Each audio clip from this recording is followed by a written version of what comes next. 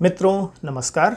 मैं डॉक्टर विवेक श्रीवास्तव, सहायक क्षेत्रीय निदेशक, इंदिरा गांधी राष्ट्रीय मुक्त विश्वविद्यालय जबलपुर। मित्रों, हमारे चैनल इग्नू जबलपुर में आप सबका एक बार फिर से स्वागत है। साथियों, आपने ध्यान दिया होगा, इंदिरा गांधी राष्ट्रीय मुक्त विश्वविद्यालय के लिए जून 2021 सत्रांत परीक्षाओं के आवेदन ऑनलाइन भरे जा रहे हैं। ऑनलाइन आवेदन करने की अंतिम तिथि 15 जून है। अपने पिछले वीडियो में हमने इस पर चर्चा की थी। हम पुनः इस पर बात कर लेते हैं कि जून सत्रांत परीक्षाएं देने के लिए पात्रता क्या है। जून सत्रांत परीक्षाओं में सम्मिलित होने की सामान्य पात्रता उन लोगों के लिए है जिन्होंने जनवरी 21 के सत्र में सर्टिफिकेट पाठ्यक्रमों में प्रवेश लिया है या जुलाई 2020, जनवरी 2020 या उसके पहले के सत्रों में जो लोग इग्नू में डिग्री पाठ्यक्रमों में, डिप्लोमा पाठ्यक्रमों में पंजीकृत हुए हैं। तो ध्यान रखें कि जनवरी 21 के सत्र में जिन लोगों ने प्रवेश लिया है उनमें से केवल सर्टिफिकेट पाठ्यक्रम यानी प्रमाण पत्र पाठ्यक्रमों के शिक्षार्थियों के लिए जून सत्रांत परीक्षाओं में सम्मिलित होना है। अन्यथा बाकी सभी जो डिप्लोमा और डिग्री पाठ्यक्रम के शिक्षार्थी हैं उन्हें, जिन्होंने जनवरी 21 में प्रवेश लिया है, दिसंबर 2021 की परीक्षाओं में सम्मिलित होना है। तो पहली बात तो ये ध्यान रखने की है। दूसरी बात कि जब परीक्षा आवेदन फॉर्म ऑनलाइन भरे जा रहे हैं तो परीक्षा के साथ ही आप सबने इग्नू की पद्धति को समझा होगा। इंडक्शन मीटिंग्स में हम इस पर बात करते हैं। मूल्यांकन इग्नू में जो है उसके दो आधार हैं।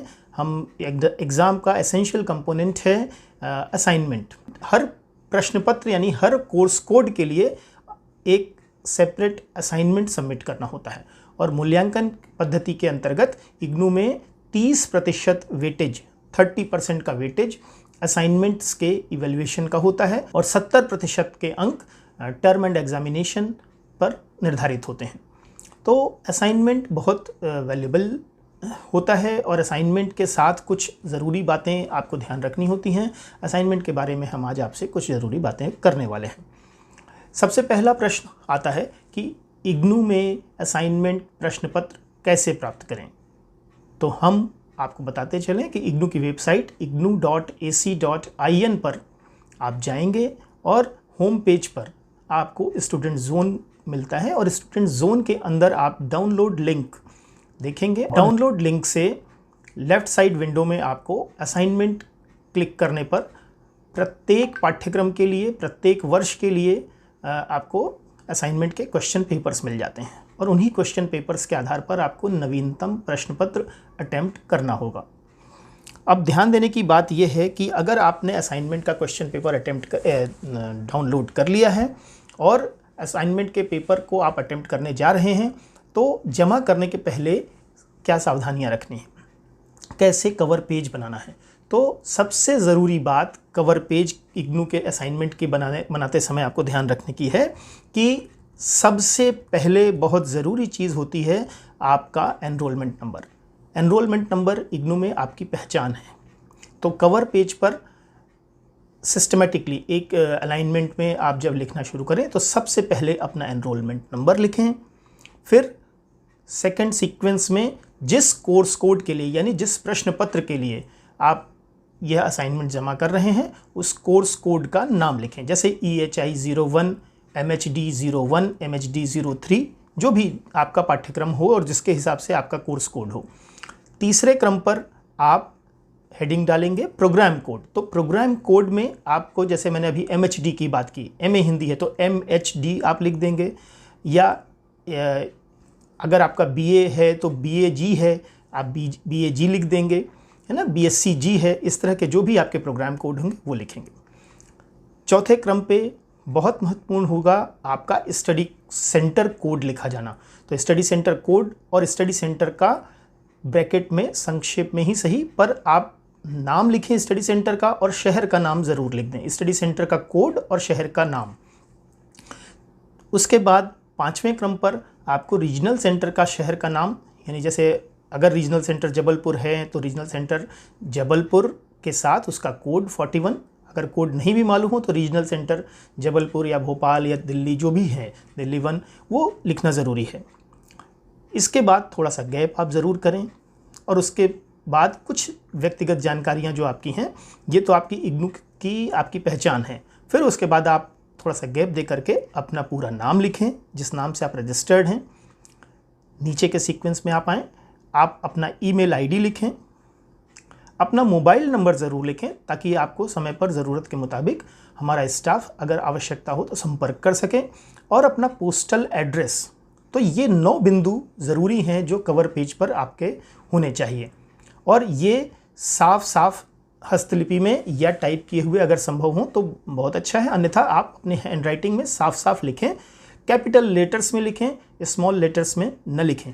ख़ास तौर पर ईमेल आईडी या मोबाइल नंबर लिखते समय इस बात का, या एनरोलमेंट नंबर लिखते समय इस बात का ध्यान रखें कि बहुत स्पष्ट ढंग से आप इन चीज़ों को लिखें, वरना एनरोलमेंट नंबर अगर आपने जल्दबाजी में लिख दिया और हमारे पास कोई कन्फ्यूज़न हो गया तो आपका मूल्यांकन करना और अंक सही तरीके से चढ़ पाना मुश्किल होता है।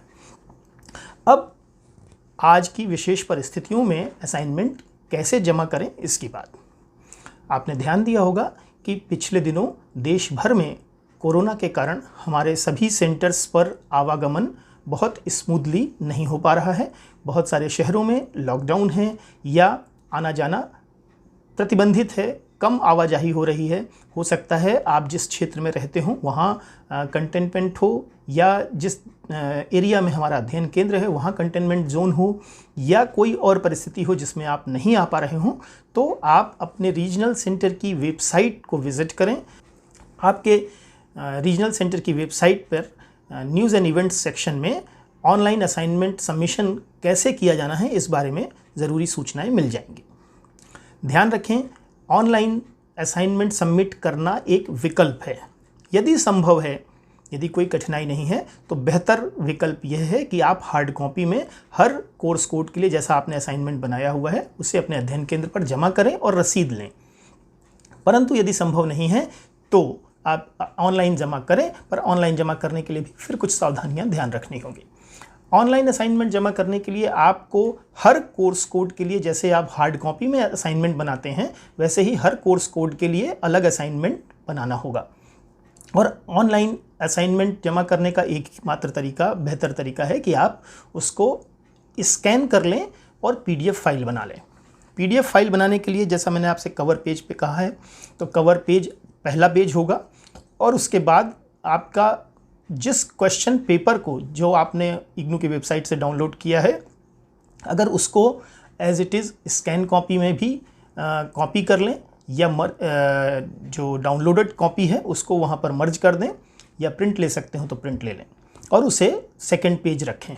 पहला page cover page, second page question paper, और तीसरे पेज से A4 साइज़ में जो आपने असाइनमेंट लिखे हैं, असाइनमेंट के क्वेश्चन वाइज जो आपने आंसर्स लिखे हैं।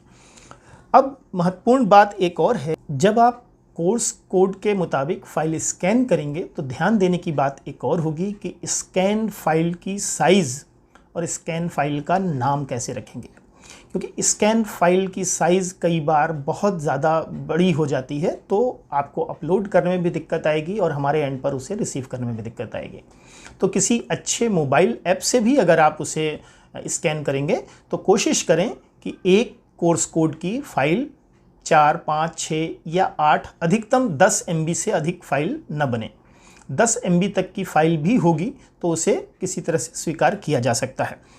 और फाइल का नाम बनाते समय आप ध्यान रखें, हर कोर्स कोड की फ़ाइल का एक पैटर्न अगर आप बना लेंगे तो वो हमारे लिए सुविधाजनक होगा और मूल्यांकन में आसानी होगी।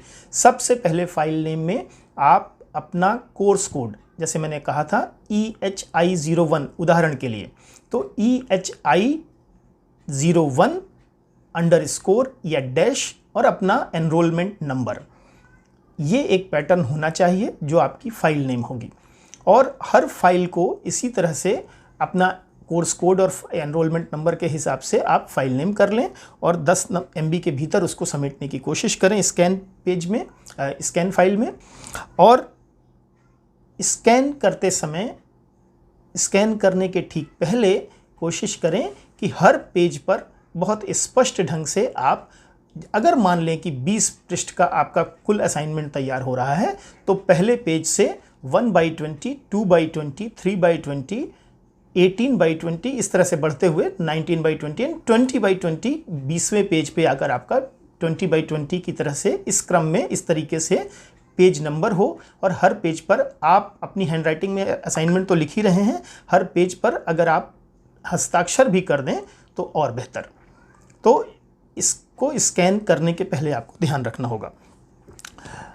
लिंक मैंने जैसा आपको बता दिया है कि आपको हर क्षेत्रीय केंद्र ने अलग अलग व्यवस्थाएं कर रखी हैं और हर क्षेत्रीय केंद्र की वेबसाइट पर गूगल फॉर्म का या गूगल लिंक मिल जाएगा, या ईमेल अगर किसी क्षेत्रीय केंद्र से ईमेल में असाइनमेंट मांगे जा रहे हैं तो वो मिल जाएंगे आपको। उनके उसी तरीके से अपने क्षेत्रीय केंद्र को या अध्ययन केंद्र का अगर लिंक है तो उनको असाइनमेंट ऑनलाइन सबमिट करने हैं।